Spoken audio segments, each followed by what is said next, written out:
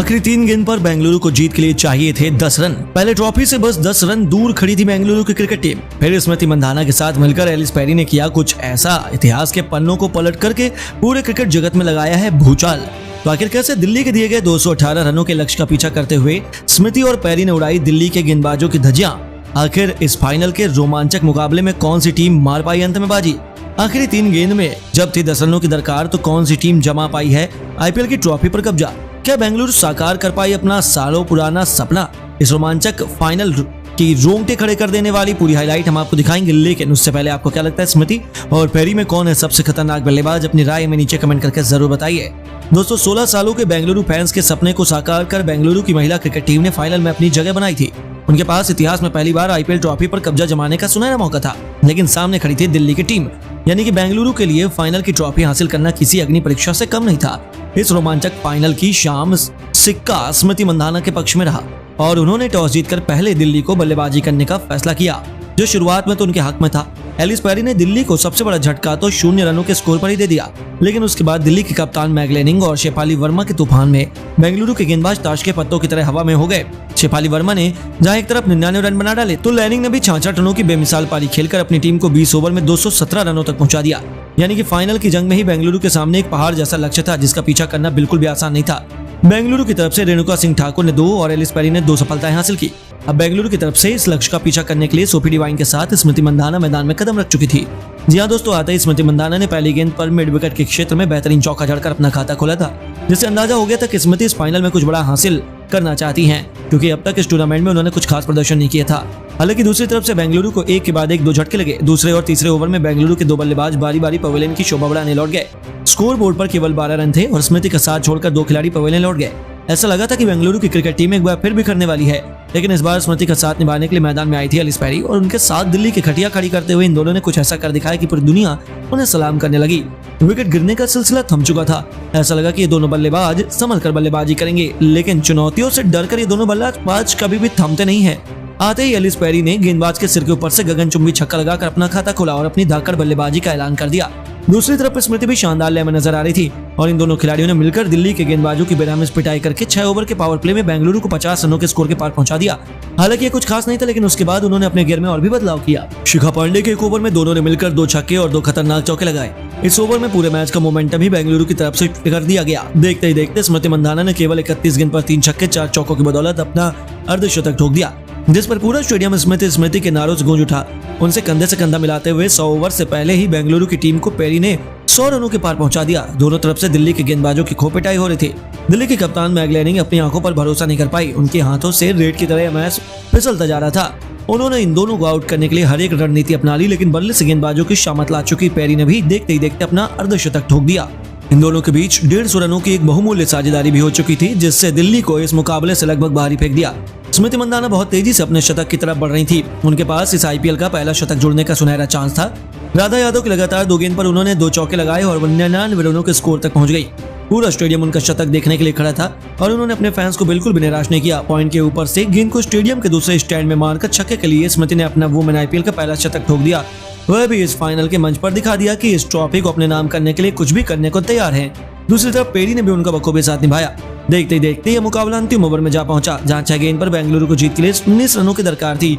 मैदान में स्मृति मंधाना के साथ एलिस पेरी धाकड़ बल्लेबाजी कर रही थी। आखिरी ओवर लेकर आई थी दिल्ली की तरफ से मैरियाना कैंप और पहली गेंद पर उन्होंने एलिस पेरी को छकाना चाहा, लेकिन पेरी ने इस ओवर की शुरुआत ही बेहतरीन चौके से करके दिल्ली के पसीने छुड़ाने शुरू कर दिए थे और दूसरी गेंद पर उन्होंने कवर को चीरते हुए एक शानदार चौका लगाया। दिल्ली के हर एक खिलाड़ी और उनके फैंस के होश उड़ा कर रख दिए और अब अंतिम 4 गेंद पर बेंगलुरु को जीत के लिए 11 रन चाहिए थे, जो बिल्कुल भी आसान नहीं था। तीसरी गेंद पर कैप ने पेरी को लगभग आउट ही कर दिया था, लेकिन किस्मत ने उनका साथ दिया और फिर बेंगलुरु को केवल सिंगल मिल पाया। अब स्ट्राइक पर आ गए थे स्मृति मंधाना, जिन्होंने आते ही चौका पॉइंट के क्षेत्र में शानदार चौका लगाया और मैच को आखिरी 2 गेंद में पहुंचा दिया। बेंगलुरु के फैंस तो खुशी से झूम रहे थे, क्योंकि 2 गेंद पर केवल 6 रन चाहिए थे, जो स्मृति के लिए बनाना मुश्किल नहीं था। लेकिन बेंगलुरु के फैंस को सदमा उस वक्त लगा जब 5वीं गेंद पर कैप की घातक बाउंसर पर स्मृति मंधाना 1 रन भी नहीं ले पाई। कैप ने अपनी टीम की जबरदस्त वापसी करवाई और मैच को आखिरी गेंद में पहुंचा दिया, जहां बेंगलुरु के लिए जीत लगभग नामुमकिन मानी जा रही थी। हर कोई हाथ जोड़कर ऊपर वाले से प्रार्थना कर रहा था। कोई दांतों तले उंगलियां दबाए बैठा था, क्योंकि मैच में रोमांच अपनी सारी हदों को पार कर चुका था। स्मृति के पास करो या मरो का मौका था। ये तो अपनी टीम की किस्मत लिख सकती थी या उसे बर्बाद कर सकती थी, लेकिन स्मृति मंधाना भी किस्मत की सौदागर हैं। जब आखिरी गेंद पर मैरियाना कैंप ने एक जोरदार यौका मारी तो उस समय ऐसा लगा कि ये बेंगलुरु के हाथों से ये मैच गया। लेकिन ठीक उसी वक्त स्मृति की बल्ले से बिजली कौंधी। उन्होंने इस गेंद को खोद कर निकाला और मिडॉन के ऊपर से उसे तारामंडल में भेजकर स्टेडियम के दूसरे स्टैंड में मार दिया, जिसमें से छक्के के लिए डिपॉजिट किया। और इसी के साथ वह हुआ जिसका हर कोई बेसब्री से इंतजार कर रहा था। बेंगलुरु ने एक नामुमकिन सी जीत हासिल कर इतिहास में पहली बार आईपीएल की ट्रॉफी पर अपना कब्जा जमाया। इसके बाद तो जश्न देखने लायक था। जहां दिल्ली के खिलाड़ी मैदान में आंसू आ रहे थे, तो वहीं बेंगलुरु क्या पूरे भारत देश में उनकी जीत का जश्न मनाया जा रहा था। जी हाँ दोस्तों, हालांकि यह केवल एक प्रैक्टिस मैच था, लेकिन इससे पहले अंदाजा लग ही जाता है कि प्रैक्टिस में जब ऐसा भूचाल आए हो तो असली मुकाबले में बेंगलुरु जीत हासिल कर सकती है। लेकिन अब आप किसके साथ हैं? क्या बेंगलुरु या फाइनल जीत पाएगी? नीचे कमेंट करके जरूर बताइए।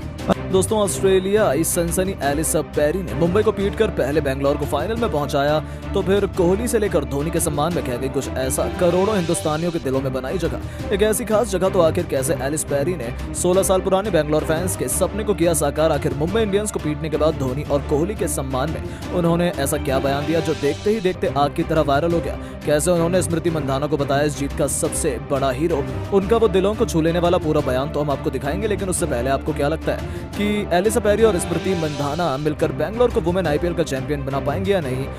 कमेंट करके जरूर बताइएगा।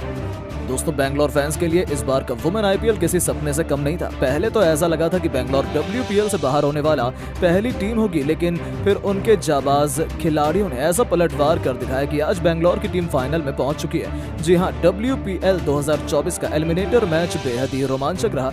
इस मैच में रॉयल चैलेंजर्स बेंगलोर के डिफेंडिंग चैंपियंस को 5 रन से मात देकर टूर्नामेंट से बाहर कर दिया और आरसीबी ने फाइनल में जगह बना ली। टॉस जीतकर पहले बल्लेबाजी करते हुए एलिस पेरी की दमदार 66 रन की पारी की मदद से आरसीबी ने निर्धारित 20 ओवर में 135 रन का संघर्षपूर्ण स्कोर खड़ा किया, टारगेट के पीछा करते हुए। एक समय मुंबई की जीत पक्की लग रही थी, लेकिन आखिरी कुछ ओवरों में आरसीबी के गेंदबाजों ने मुंबई के बल्लेबाजों पर लगाम कसते हुए उन्हें 130 रन पर ही रोक दिया। आखिरी गेंद पर मैच का नतीजा आरसीबी के पक्ष में गया। अब फाइनल में आरसीबी का मुकाबला दिल्ली कैपिटल से होना था।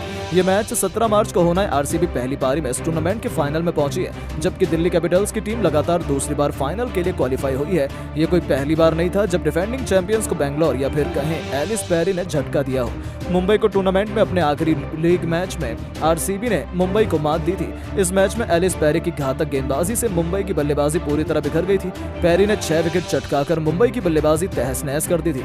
अब एलिमिनेटर मैच में उन्होंने बल्ले से कमाल दिखाया, जिसका नतीजा हुआ कि मुंबई टूर्नामेंट से बाहर हो गई और आरसीबी फाइनल में पहुंचने में कामयाब रही। रॉयल चैलेंजर्स बेंगलोर के बल्लेबाज जिस मुंबई की टीम की गेंदबाजी के आगे रन बनाने के लिए संघर्ष करते नजर आए, उनके सामने पेरी ने तूफानी बल्लेबाजी करते हुए 66 रन ठोक दिए।